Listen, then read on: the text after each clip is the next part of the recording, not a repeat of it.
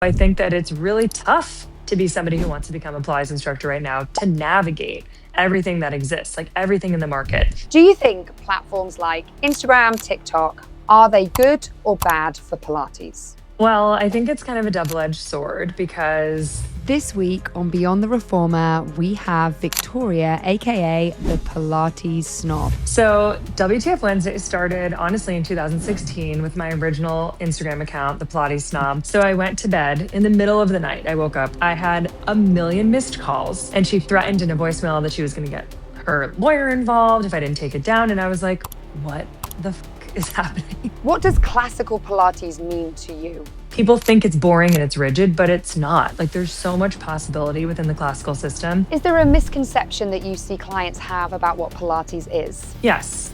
And I think I've talked about this recently too.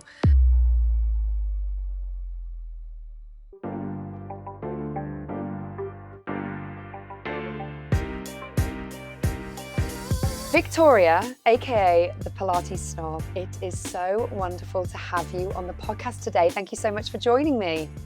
Thank you so much for having me and my miniature microphone. I love it. If you're watching on YouTube, you'll see, everyone, this is what everyone does now. They talk into their little mics. Your name's come up on this podcast quite a few times. And this week I said to so many people that I was chatting to, everyone follows you. Pilates is everywhere, and this is phenomenal. And we're going to talk about that. And it's all over social media. And I wanted to ask you, do you think platforms like Instagram, TikTok, are they good or bad for Pilates? Well, I think it's kind of a double-edged sword because the internet in general allows us to come closer together. And I never would have, crossed paths with you if not for Instagram and the internet and social media. So there's that. On the same like wavelength, on the other hand, it allows for dilution of the method, and also it allows for people to post things without authority behind what they're posting or what they're teaching. And that confuses the general public. And so it's tricky. I think it's great because I have people who follow the Pilates Snob in Australia and I talk to them, and I have people around the world who are interested in knowing who I am. That's awesome. But then they send me these videos of people doing incredibly dangerous things or just unrealistic or bizarre or whatever, and they're calling it Pilates. So it's tough, you know? It's tough. And, how does somebody looking at social media have any idea what is actually Pilates or not? I mean, even the teachers, but definitely the clients. Do you come up against that? Is that why people are sharing this stuff with you? Yeah, well, they shared with me definitely because of my WTF, my What the Fuck Wednesday feature. So I have to say, almost 100% of my WTF Wednesdays come from people who follow me. They send me videos, I see the videos, and I'm like, oh, thank God for these people because I'm not spending a ton of time looking for that sort of stuff online. But when it comes across their feeds, they send it to me, and I'm like, oh, great, I have content for this week. But yeah, it's definitely an interesting. It's interesting because I don't want people getting their wrong idea of Pilates. And the reason why I even formed What the Fuck Wednesday was because I want people to understand why they shouldn't be doing this, or like why do this when you can do that, which is an actual exercise in the system that exists that's more effective, or just it's already there. I always joke in my teacher trainings, we'll do, some of the real fundamentals, foundational work. And when you understand it, it cuts so deep. And my joke is always the same. I'm like, you never see this on Instagram. This does not look impressive. And they're like, I know, but the feeling is insane inside. So take me back then, Victoria. When did Pilates come into your life? What's your story to discovering Pilates and becoming the teacher that you are today? Okay, so I was on the rowing team in college just for a year. Like I don't want people thinking I dedicated my whole college to it. I didn't. But my freshman year I was on the rowing team at Syracuse University, and in winters because it's freezing cold in one of the snowiest cities in the United States, we did indoor training. And a part of our indoor training in the winters, one day a week, we did this 30-minute yoga, 30-minute Pilates class in the mornings. And I had never done yoga or Pilates. And because I was a rower, I was incredibly tight. I had no flexibility and I hated both. I like dreaded Wednesday mornings. I'm like, oh my God, Wednesdays. It's kind of funny that WTF Wednesday, but it was like the worst. I was like, So I Wednesdays have hate always this been a yoga. thing for you. Yeah, I guess so. But rowing taught me a lot about my body and my physical capabilities and my athleticism. And it really kind of like, it turned something on in my brain that made me want to understand the way that I move and what I'm capable of more. So, fast forward after graduation, I moved to New York City and there was Pilates near my apartment. And I just started going to this Pilates studio.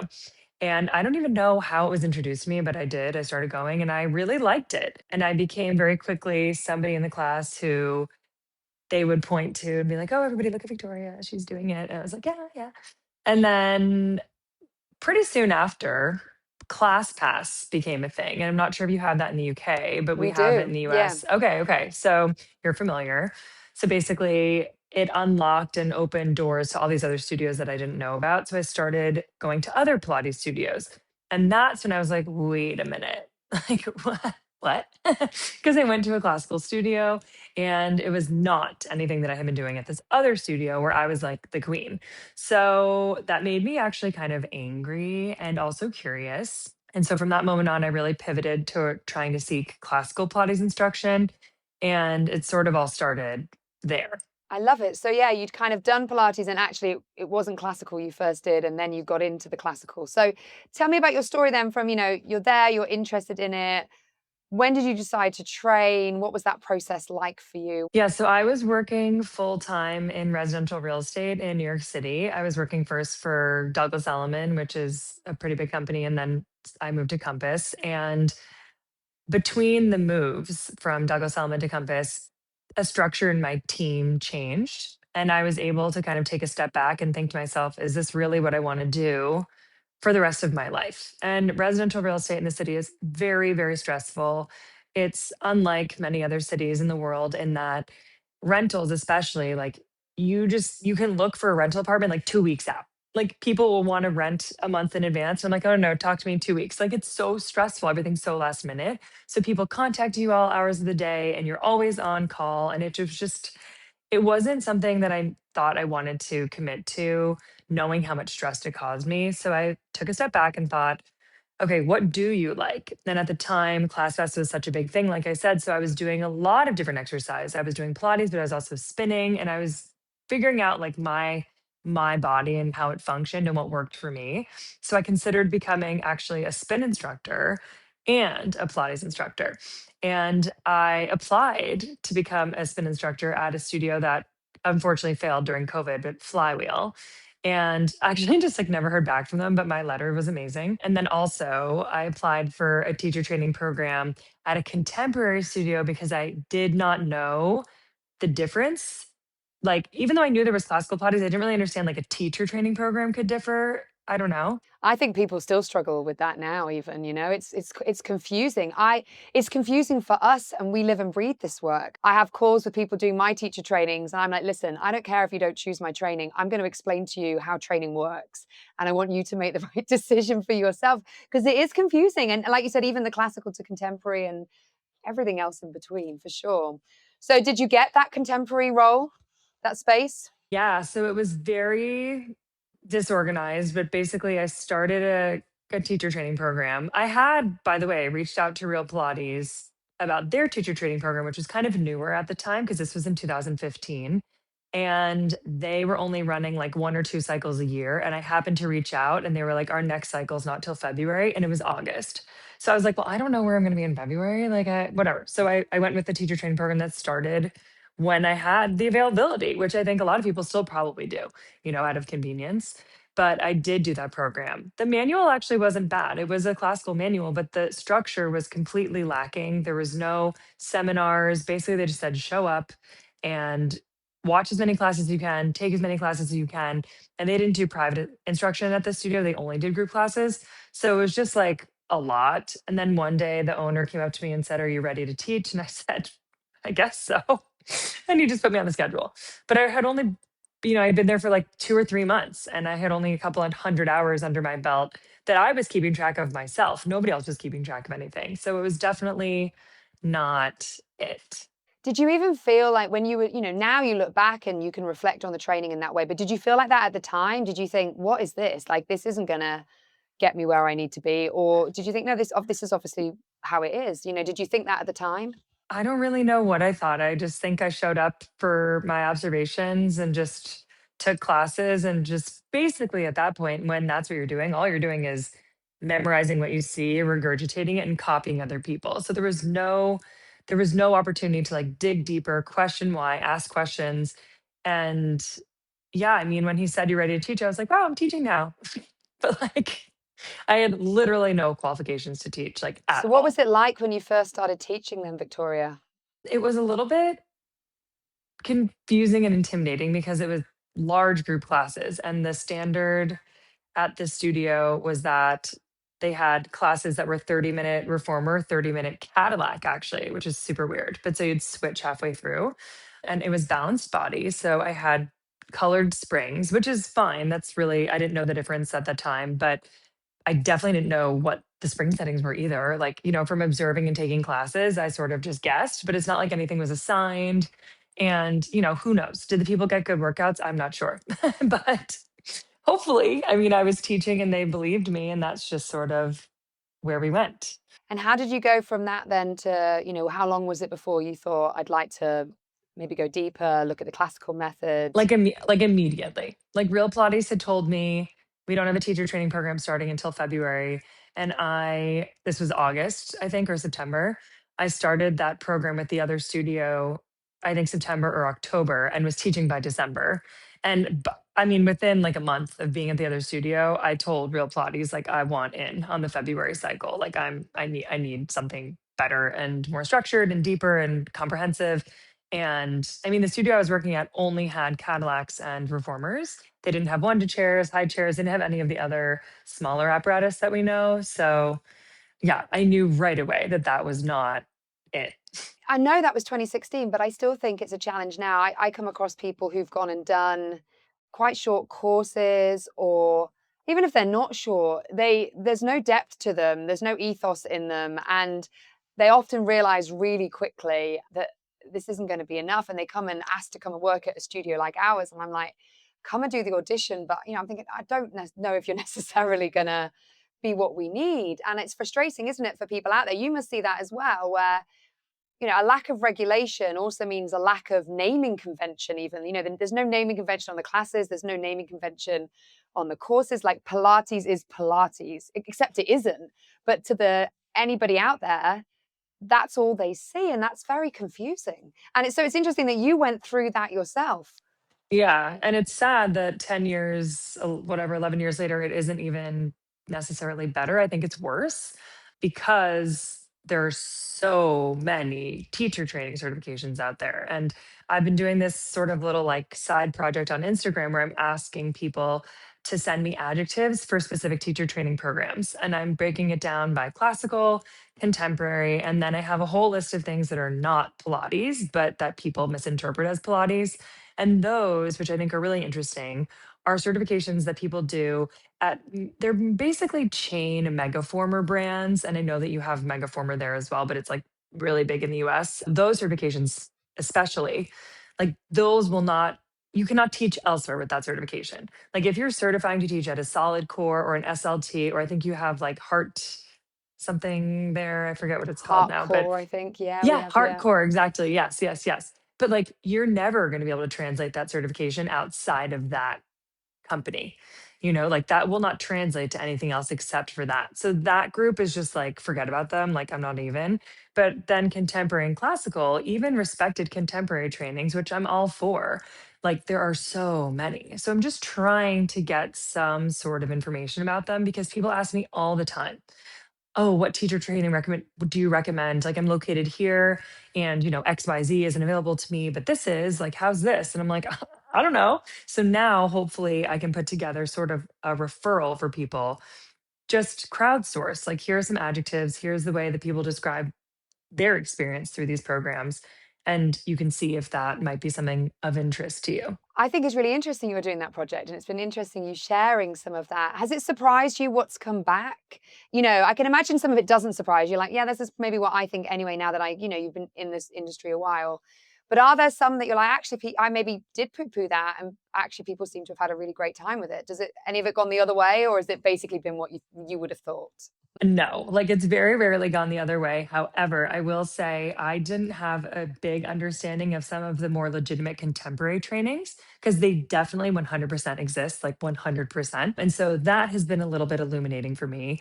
Also, learning that in a lot of trainings, they don't learn the order, but maybe they learn the exercises. And then there's some trainings where not only do they not learn in order, they also don't really learn the exercises. They have their own method that they've created that they're passing off as Pilates. So it has been interesting. And I'm making these little like word cloud images of what I've received so far for each training. And some of them are very, they have a lot of adjectives in common. Of course, a lot of the classical ones you see structured, rigorous, you see comprehensive, like that's very common in almost all of the classical trainings.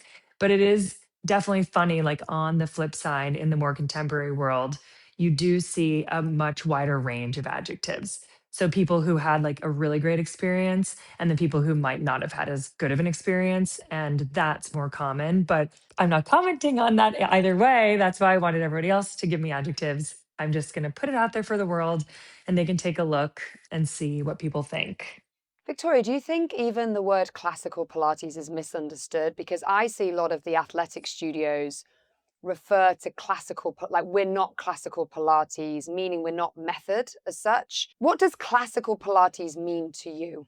Well, that's a great question. I think classical Pilates to me means doing Pilates in the way that Joe Pilates intended. So, yes, I do want to be doing Joe's work as he wrote it, recorded it, and, intended for us to do. His mat work has a specific order. I really get frustrated when I see people teaching like Pilates mat class and they're just sculpt classes on the floor that have nothing to do with Pilates. That really frustrates me because of all of the things to edit, like the mat should be the least malleable in that sense because there's a book. Like we know, guys, we know the exercises in the order. But then, when you go to the reformer, it gets a little bit more confusing only because the order wasn't defined necessarily. Like Romana defined an order, but I think that people have said in the past that the order really depended on the client in front of him and that the exercises, we know the exercises. There's photos, there's books, there's even film, there's video. But as far as that order, was it the same every time? Like, not necessarily. I am not as strict about people who veer from the order. And as long as I'm seeing that I recognize the exercise, like if we're on the reformer, you should know what the 100 is. You should know your footwork. You should know short spine. You should know those things. And same on the mat. I think classical Pilates has so much ability to be expanded within what we've learned. I'm not saying we should expand it. I'm just saying this people think it's boring and it's rigid, but it's not. Like there's so much possibility within the classical system. And I think people developed more contemporary training programs, definitely with physical therapy in mind, but I very much approach my classical instruction with that lens. I don't think there's any reason why you can't. So I think a lot of people misinterpret classical Pilates as being like the same order every time. And that's not necessarily the case. So, when you teach mat classes, do you feel passionate about teaching it in the order? And if so, what do you see as the benefits for the clients that you're working with? I don't always teach in the order, definitely not. I mean, there is an order to the mat, but there's also exercises from the reformer that can be repurposed on the mat. There's exercises from the pedipole that you can repurpose. There's weight work, there's magic circle work. That's the beauty of classical Pilates being a system of exercise, which is also something that's lacking in some of the trainings that only teach you reformer or reformer mat. So I do think it really needs to be comprehensive for it to be complete. But yeah, like I do, I just went on and on about the order on the mat, but you can definitely play around with that as long as you're teaching Pilates. And that's what it comes down to for me. I'm not always going to teach like A, B, C, D. Like I might be like, okay, now pick up weights. We're going to do the rowing series on the mat. Or grab a magic circle and let's go ahead and do your shoulder bridge with the circle today. Like there's so many ways to expand upon what we've learned while still keeping it classical. And I think you make such a great point. It's what I always say to the comprehensive. I run a comprehensive course and I run it together. So you don't do it in modules. Like you don't just do reformer and then chair and then trapeze table. Because in my mind, you got to do it together. So I just had weekend one and it was like all of the same patterns on different bits of equipment. But I always say the same thing is that you are a better reformer teacher, you are a better mat teacher because you just keep stealing bits. You don't have to go and learn loads of new repertoire. There is so much within it. We can have creativity within the system. There's so much there. And to your point, like, I do the same, like the rowing series on the mat, the pedipole, like you can absolutely play with that.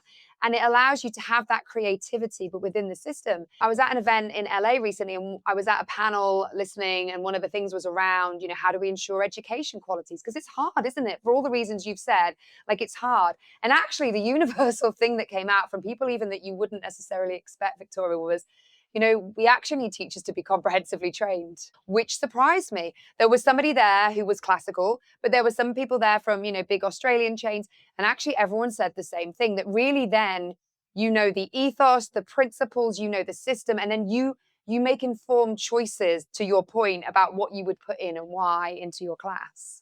Yeah. And I think that, it's interesting because I know you're talking about the Pilates Expo that was in Los Angeles, hosted by the Pilates Journal and a million sponsors. And I saw so much content from that weekend. And I did see that there was at least one classical instructor who I know of, but it's so interesting because Australia, in my opinion, and I have a lot of Australian followers, like it's hard to navigate Pilates in Australia because it is so far from the source, which was New York, obviously. And so much has just sort of become these like weird little offshoots. I mean, I know of like a handful of really classical instructors there who are training people classically, but I see a lot of WTF Wednesdays from Australia. And also, like, it's for all over the world. I'm not just going to call them out, but I'm happy to hear that that's how they were thinking because a trend people have said might happen in 2026 is that reformer's over. And now we're going to like learn about the Cadillac and the tower and the Wonder chair, which is hilarious. But okay, whatever, good. Let them come to us to figure out the rest because these reformer studios are not capable of teaching them or showing them that. They've only set themselves up to train people on the reformer. So I do hope that people start to learn that it's a comprehensive system and the beauty and the power within that system. Talk about your WTF Wednesdays. Explain for maybe anyone who hasn't seen it what it is about, and tell me, why did you feel the need to do this? And I imagine, Victoria, you get some backlash as well. And to have the confidence and the strength to do it, I think, is also quite interesting. So explain what it is first. Okay. So WTF Wednesday started honestly in 2016 with my original Instagram account, the Pilates Snob, which this is my second Pilates Snob Instagram, but the first account, if you recall, Instagram only used to be still images. There was no video capability. So I basically used to just post like WTF, and they were these images. And then the captions would be like my WTF opinion. So it'd be like, WTF, are you doing short spine with your headrest up? It was very specific and particular. It has evolved because of video. And what it is now is me talking about videos that people have sent me of people doing Pilates that's A, not Pilates, or B, just very unsafe, or C, combination of the two often. I mean, I see a lot of things that I don't understand why they're being performed on a reformer or on the Cadillac. A lot of people repurpose the equipment and just use it like they would if they were at a gym. And then a lot of times people are incorporating a lot of props that's very contemporary to add like little balls and bands and all the things. And then they have them on a moving surface. And it's just a recipe for disaster. So it's a way for me to kind of poke fun at the madness in the industry. And I think they're pretty well received. As far as backlash, what I ensure is that I try not to focus usually on like one specific person, or if I do, it's not really like the person themselves, but it's really about what they're doing. I will always crop their username out and I will always blur their face if it's visible. But I try to find videos where the face is not, where, it's from the background. And sometimes I'll talk about a theme. So I'll talk about, okay, like why is the ball like this? And I'll just find a whole bunch of videos of people using the ball. And so that way it's not just about like one specific person. It's never really about the person, anyways. It's very rarely about the person. It's almost always about the action. I did have one video last year. Last March, this is March of 2025. Yeah, I went to Japan on vacation and I had filmed a lot of content in advance that just saved, like ready to post. And there was a What the Fuck Wednesday of a girl doing a handstand on the floor and her foot was in the strap. I mean, it was a contemporary reformer. So, it had like the lanyard, whatever, loop, and her foot was in a loop. I don't even know. and all you could see was her back. Like you couldn't see her face at all. Obviously, I cropped it out. And I posted, like, this is so dangerous and unnecessary. Like, why are you doing this? Whatever. Things I'd always post. And Japan is like 12 hours ahead, maybe. I don't even remember anymore, 13. So I went to bed in the middle of the night. I woke up because I had to go to the bathroom. I had a million missed calls. My studio number had a million missed calls. I had emails, I had messages. This girl had seen my video. Oh, then she went on and left a 1-star review of my business, like this studio that I teach my Real Pilates Montauk. And she threatened in a voicemail that she was going to get her lawyer involved if I didn't take it down. And I was like, what the fuck is happening? I'm like, I never named you. You can't even see your face. Like, it was insane. But I was in Japan on vacation. So I was like, okay, fuck this bitch. And I just like deleted the videos because I was like, I don't want to deal with this drama while I'm on vacation. Like, just delete it. So I got rid of it. But I couldn't get rid of her review. So that was a shitty thing. But I have a 1-star review for the studio. It's interesting though that you don't really, that okay, you've had that experience and that was with the person themselves, but that you don't get too much trolling of people, massively disagreeing with your views. I think it's interesting that your kind of reason for doing it is just to showcase this stuff. And I had someone on the podcast and they said, if you don't know, you don't know the depth. You don't know that you don't know the depth. You don't know. You think this is the depth. You think this is Pilates. They are potentially, in all those things that you're showing, they are going into it. Let's probably with the best of intentions of thinking this is the right thing to do and that this is Pilates. I suppose really that's what you're calling out and being like, let's educate you that this is not right, this is not safe. I think a lot of people think, I was in Austin this past weekend at a workshop with Brooke Seiler. She came over from your side of the pond, and it was amazing. And people were like, "Oh my god! Like I can't believe this is so cool! Like I follow you." And I was like, "Oh great!" And I was wondering if people would think that I was going to be this like rough and tumble kind of like attitude, because I'm not. But when it comes to what I see and who I present at on the internet, it's important for me to take a stance and maintain that stance. But in real life, like I'm like very fun, friendly, approachable. But I do think on What the Fuck Wednesday, it's important that I'm like, no, don't do this. And the only other time I've had a studio reach out was pretty recent, actually. And it's a video that I posted. Once again, it has nothing to do with the person ever. It could be any person. It's just the fact of what they're doing. But it was a girl that was doing an inversion off of a push through bar that has been set up. It's contemporary. So they have this like, it's like a vinyl like loop. I don't know if this is like a balanced body thing. I know. I was like, where does this loop come from? I know. I have never seen that before, but No, she's I even tried doing to find it. I inversions. was like, what Right. is it? I've seen it now in a lot of these videos people are sending me, but she's hanging off of it. And I talked about how dangerous it could be to put someone's full body weight off the push through bar, and especially on a piece of equipment that's not as heavy as something that's more classical. And the studio reached out and said, hi, like, our equipment is, the manufacturer says it's weight tested up to XYZ. And I just left it in my message request. I like clicked it to scan and then didn't even bother responding because I'm like, that is bullshit. Like, I want to see in writing that the manufacturer says you can hang upside down. I mean, I weigh 150 pounds. I weigh over 150 pounds. Like, I weighed myself this morning because I'm on this horrific diet and I literally lost no weight. It was so depressing, but 154 pounds. And I would never do that. I would never. It doesn't have to do with me being strong enough or capable enough. So what do you think are the red flags that you're looking out for? What are the red flags that you're seeing that you're like, Safety. I think that's like one of the first things is safety. And then also lately have been thinking like intention. Like, what is the intention behind this?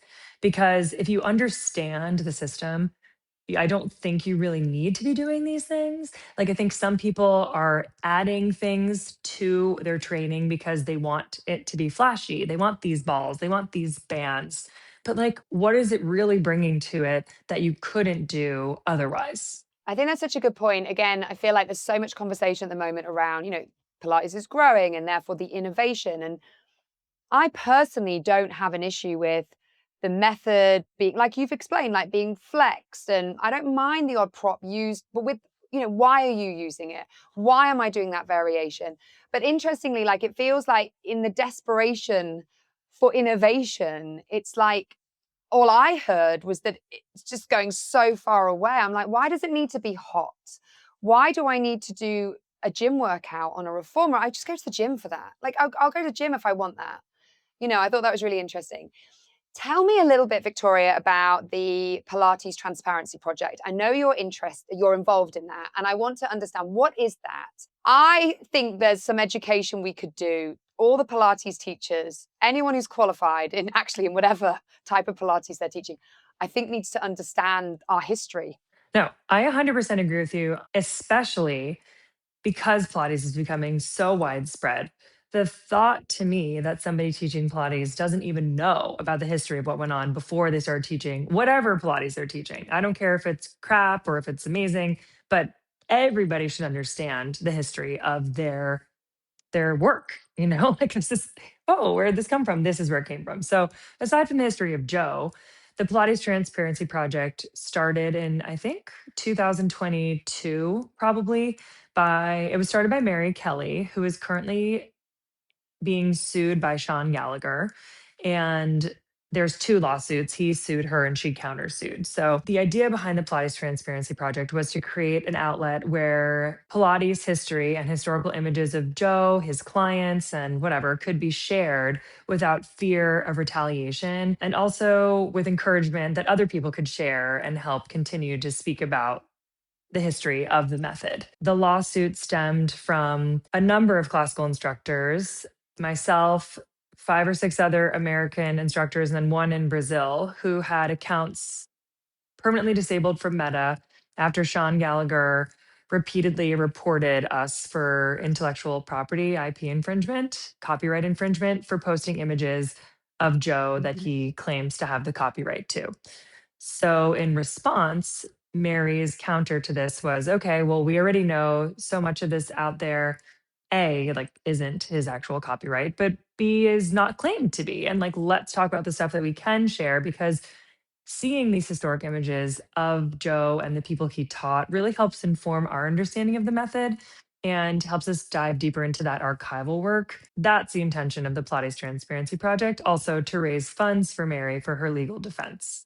And I see you post content around this that will showcase some of these images and will kind of pull up, like, this is a Christmas card. Why can't this be shared? And things like that. We could discuss, and we will discuss, like, well, why wouldn't you want this stuff shared? Actually, that's a question.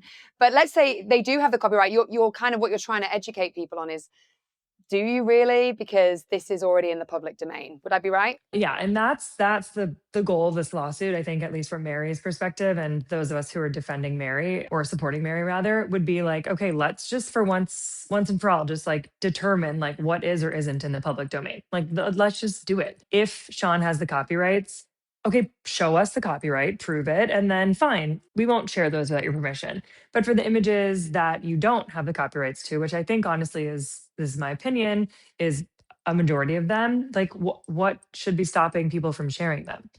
And that's basically, people are not sharing with the intent of monetizing for the most part. And part of the argument on Sean's behalf is that it was creating unfair competition for people to post the images, because he does monetize these images by printing and selling prints of these on his Etsy shop and maybe another website. But it was never my intention, neither was it Mary's nor any of the other instructors, to make money off of the images that we shared. The intention was just to speak about the method and Joe, and like, oh, what are the nuances we're seeing in this photo that maybe we haven't considered before? Well, it is always interesting when you talk to clients and even people at the beginning of their teacher training journey and you're explaining who Joseph Pilates is. I mean, the amount of clients you're like, Joe was a man and it was contrology. And, they don't know that. And many teacher trainings aren't even asking them to read Return to Life. So copyright or no copyright, it's a shame to kind of, something that's become so big and so powerful, to hide it away, actually. And it's been nice to see some of those images. It's like, oh, okay, this has brought to life something new for me, and you see things. It's really nice to see it. I don't understand, okay, money aside, why you would feel the need to hide this away. But for listeners who don't know, explain who Sean Gallagher is. And can you talk in brief about the original Pilates lawsuit? Because I don't think everyone understands this story at all. The original Pilates lawsuit was settled in 2000, and what it centered on was whether or not the trademarks to the word Pilates, as it applied to Pilates equipment manufacturing and potentially the method were valid. And Sean Gallagher basically had purchased a business. I'm not going to say like the Pilates studio business because it really wasn't, but he purchased a business from Wee Tai Hom, who had purchased the business from Eris Isotoner, who ran the Pilates studio after Joe passed away when Clara was still alive. And then above that was Clara Pilates, above that is Joe. So that's the chain right here, right? So Joe Pilates owned a studio. When he passed away, it went into Clara's name. When Clara basically was bankrupt. The Pilates studio was not making money, not enough to keep the lights on. And there was a very small, cultish, devoted group of people who loved the workout so much that they decided to band together and start like putting money in to help her keep it running. Romana was running the studio at this time, but under Clara's, I guess, blessing. So then after that happened, there was a group of people who ran the studio. Eris Isotoner purchased it, like Isotoner gloves, which is like very old school. He just loved Pilates so much. Then from there, he sold the business to Wee Tai Hom. Wee Tai Hom had very little success. The studio basically, once again, bankrupt, but was under the impression that he also had these trademarks. He sold a defunct business, but these trademarks also to Sean Gallagher. That's basically what the court case centers on, is that the business had not been running continuously for X amount of years. And in order for trademarks to be valid, the business has to be continuously in operation. Also, you need to be defending your trademark consistently. So if you see that other people are using it, you have to reach out and tell them not to, or you have to ask them for money for it to license it, which had not been happening. So, anyways, whether Sean did or didn't know that the trademarks were valid or invalid, he started policing them. So he was going around to instructors, sending cease and desist letters all across the country. California, you had Ron Fletcher, you had Joan Breitbart. I think she was in, I don't want to say New Mexico, but I feel like she might have been in New Mexico. You had a number of instructors, Deborah Lesson in New York City. I mean, these are all things you can find in the archives in the New York Times. And then he also, though, at the time was trying to manufacture Pilates equipment and had used Ken Endelman and for that venture. So he had a working business relationship with Ken, but at one point, I think, decided he wanted either more cuts or didn't want Ken calling his equipment Pilates equipment unless, I don't know exactly the details. So then Ken was like, you know what? All these cease and desist letters, you're telling all these people they can't call what they're doing Pilates. There's teeny little Pilates instructors with no money. Like they can't fight legal action. Like, what are they going to do? So Ken, with this business, decided, okay, I can. Sean sued him for using the word Pilates. Ken countersued and said, you don't have rights to it. And that's kind of how we got to that case. And it was settled, like I said, in 2000. And it was determined that Sean had not only defrauded the Trademarks and Patents Office by lying because the business had not been continually in operation, but that the trademarks were also invalid. So the judge, Miriam Cedarbaum, who unfortunately passed away in 2016, she said, yeah, the trademarks are invalid, but you also defrauded the trademark office by renewing them in the first place. So that kind of opened floodgates, I have to say, for people to call anything that they want Pilates. But I also think that the trademark was in the hands of the wrong man. So I don't think that he really, I mean, he was sort of like he came on the scene and people were like, who the hell is this? Like, I trained with Joe. What are you talking about? Like, who are you? Certainly Sean never met Joe or Clara. So it was very bizarre to be told you can't do this by someone who they had no idea what his involvement was. And I only understood the detail of this relatively recently and hadn't realized Ken Endelman, the head of Balance Body, was, it was him really. He spent 4 years kind of fighting this, and really we're all here because of that. And you're right. One of the slight downsides, perhaps, is there's no kind of legislation or guidance or parameters on what Pilates can be. We've talked about education, Victoria. Do you think there is anything missing in education? And how do you think we might be able to help support people make the right choices on the courses that they do? Okay, what I do think is the issue right now is that with AI, with computer programming, websites, all these abilities. Anybody can make an incredibly professional looking Pilates website that's appealing to somebody who's interested in a teacher training program. So even if the professionalism doesn't exist, even if the curriculum is subpar, somebody might not know that by looking at the website. And I myself, like doing this teacher training project, have gone on to websites that people have told me, oh, I did this training. I'm like, what? And I go on and I'm like, geez, like, I'm like, is this legit? Like, I don't even know, like they make it sound so good. And so I think that it's really tough to be somebody who wants to become a Pilates instructor right now to navigate everything that exists, like everything in the market. And then also you have, okay, do I want to do something that has longevity? Like, do I want to really do this 600-hour, 10-month, 8-month, 2-year program? Or do I just want to do something like, okay, gonna just take like a quick little certification over the next 4 weekends and I'm gonna start teaching in 2 months? I think that people have lost their attention spans a bit. And I think that they just want like an easy way out sometimes. And that's influencing people to kind of go on that other route that I don't love. Well, I mean, there is this feeling, isn't there, that quicker is always better. And as I heard someone recently say, I mean, you don't want someone working on your electrics in your house who's done 3 weekends. I mean, you don't, but yeah, they're working on our bodies, and often, a good chunk of people come to Pilates because something has hurt, and then they're like, I went to that Pilates, it was terrible. And you're like, well, where did you go? Not all Pilates is the same. And I think one of the big challenges that I keep coming up with is, if we could give it maybe names, maybe this would at least help guide. Like if we could have some streams like yoga has done, at least you'd have a sense of what athletic reformer is versus a classical. And I don't know, like I'm not sure what you'd call them, but it might help guide both the clients and teacher trainees, because at least, because I see people, they've done a teacher training and you're like, that's nothing like my studio's style. So we can't use that as a teacher. Right.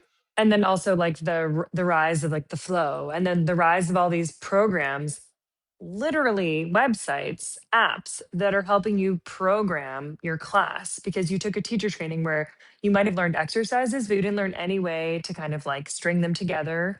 And so you're going on these websites and you're downloading flows that somebody else has created because you don't know how to create your own flow, which by the way, I hate that word, but what the heck? Like it's crazy. I'm always surprised by how can you do a course that's about creating classes, even if it's just that. We don't teach you how to create classes. Like it blows my mind. And you see the teachers get incredibly burnt out actually because they're stressing. They think that every class has to be completely new and inventive. And like you can't, if you're teaching 15, 20 classes a week, you can't do that. No. And I mean, I truly feel that programs that don't have some sort of structure as far as the order are setting their instructors up for failure because it doesn't have to be this hard, guys. Like some of these are comprehensive programs. Like I've been learning this, 500-hour programs where they're learning, but then they're not learning how to put it together. I'm like, what the heck? Like, why would you, I mean, like, just go the one extra step, you know what I'm saying? Like, why make your instructors have to do homework every week to figure out what the hell they're going to bring to their clients? Tell me about the work that you do now. Obviously, you're sat in your beautiful studio, so you're obviously teaching clients, but are you working with supporting teachers as well in their journeys? Yes. So actually, since my studio is most popular in the summer because it's located in a very summer destination in Montauk, New York, the beach, it has like a high season and then has an off season. So I would consider this the off season. It's pretty quiet here from like I would say January, February, March, April, and then it picks up from like May through November, basically. So I decided in this off season to launch a 10-week mentorship that I'm calling Pilates Snob University. And it's all virtual, which I mean, I wish I could do something in person, but that way I was able to, kind of pick and choose students from all over the country, the world. I had people applying from England, Canada, which is really cool. But it's a 10-week kind of in-depth master's approach to teaching where we're going to go over things that might not have been as highlighted in your teacher training, like biomechanics and how they relate to Pilates, Pilates for special populations like pregnancy, scoliosis, applicable anatomy, because many programs talk about anatomy, but either they like way overdo it and ask you to name like the four muscles of the quadricep, which like no one needs to know that, or they're just like, okay, this is your knee. So like let's find ways that we can actually bridge that and make it work for you and your clients. And then also programming for the client in front of you, not doing homework to figure out what the hell you're going to teach them. But like when someone walks in the door and they say, I tripped yesterday, my ankle's sore. Like, how in that moment can you immediately pivot from your plan and figure out what you're going to do next? And just really trying to like make instructors like think and dig deeper to give their clients an even better experience in the studio. And I think one of the things that I'd love for more teachers to understand is I was trained in a way that I knew that the day I qualified, I was just still a beginner and I had to do more trainings. And I've done hundreds and hundreds of trainings and lots of different schools of thought and lots of anatomy trainings. And like you have to do that. So I think having a course like yours, this is what people need to be doing. They need to realize that your course is not enough. Even the brilliant courses, it's not enough.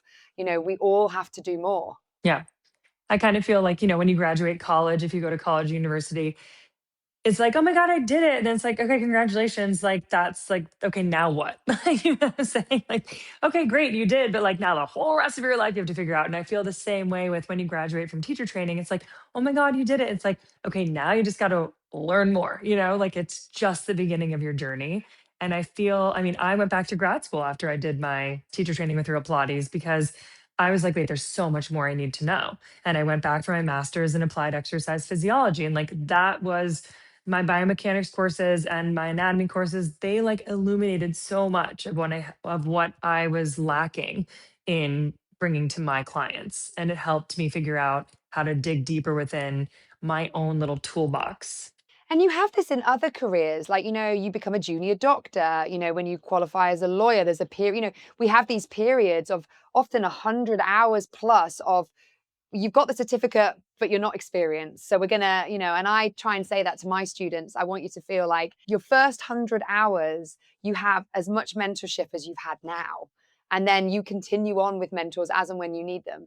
I just think it's so important that because what I love about this work is you never know it all. And that's really interesting. And it's changing so much. And every time you go, you're like, wow, I didn't know that. Like, that's so humbling. And it makes it exciting.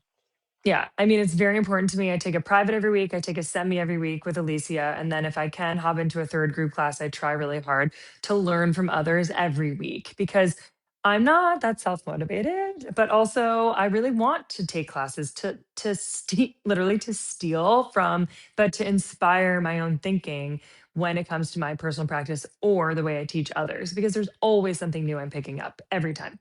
Victoria, I've absolutely loved talking to you. I'd like to end our conversation today with some quick or quickish fire questions. Okay. One thing you'll always defend about Pilates. Okay, I think I'll always defend that Pilates is for everybody. Classical Pilates can be for everybody. One trend that you wish would disappear.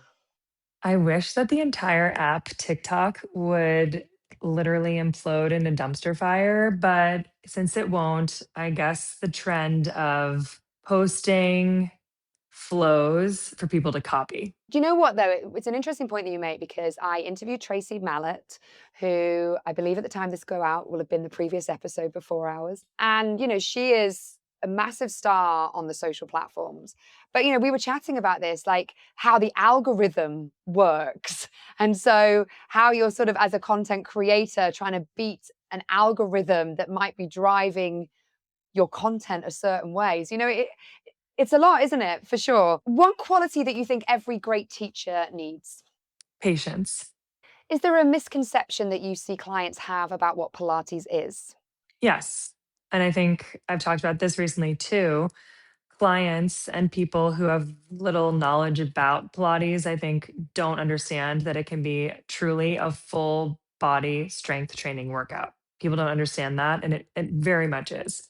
And what still excites you about this work today? Oh my God, everything. There's nothing that doesn't excite me. I mean, I like my happiest moments, and like, no offense to like all the other amazing people in my life, but like are literally at work. Like, I love coming to work. Every morning I wake up and I'm like, oh, yay, because I love my clients. I love working with people and trying to make them feel better and figuring out. For me, it's a mystery. Every time I have a new client in front of me, like, okay, how can I challenge them? What are their weaknesses? What do they need more of? What do they need less of? And just who are they as people? How do I approach that? How do I push and pull them, psychologically? And it's just, it keeps me really fresh. It trains my brain in lots of different ways. I totally get you. Like my husband jokes, he's like, I don't know anybody else who comes home from work happier than they went. Like today is a great example. I'm in my smaller kind of equipment studio, lots of privates today, lots of my students. I just have one of those mornings where I just kind of had anxiety, the kids, all the stuff, everything's coming at me. And it's like when I start teaching, the world just goes quiet. And I think I'm present and I'm passionate and I love what I'm sharing. So it's such a dream to do. I always go, this is my job. Like, this is amazing. No, my husband gets very jealous because I'm not going to say whether he does or doesn't love his work, but he's very jealous of how much I love mine. And he's like, "You're so lucky you get to go to a job every day where you like actually love what you do." So, And that's what's so nice, isn't it? For those teachers who come in, it's nice. I remember when I left the world of marketing, you left the world of real estate. Like I was kind of like, it doesn't matter what I do here. Whereas here it really matters. And I feel so grateful to do that. Victoria, if people are listening and want to find out more about you, how can they follow you? How can they sort of see what work you're doing? sure. So my Instagram is at the Pilates Snob, like period, the period snob. And my website is thepilatessnob.com. And you can find me on TikTok. I don't know what my username is. It's like Pilates Snob or something similar. Oh, well, Victoria, it has been a joy. We've been trying to arrange this for ages, I and I've know, been yay. thrilled to I know. see you in real life, see your beautiful studio, like hear all about your world. So thank you so much for sharing that with our listeners. Thank you for having me. This was great. I'm so excited that I was invited. Thank you. I hope you enjoyed getting to know Victoria, the Pilates snob, as much as I did. And I just have one favor to ask. Could I please ask that you like, follow, subscribe wherever you're listening or watching? This is really how we get the podcast to grow. This is how we get the guests on that I know that you want, and it really makes a huge difference to this podcast. I hope you've enjoyed today's episode, and I will see you next time for another episode of Beyond the Reformer.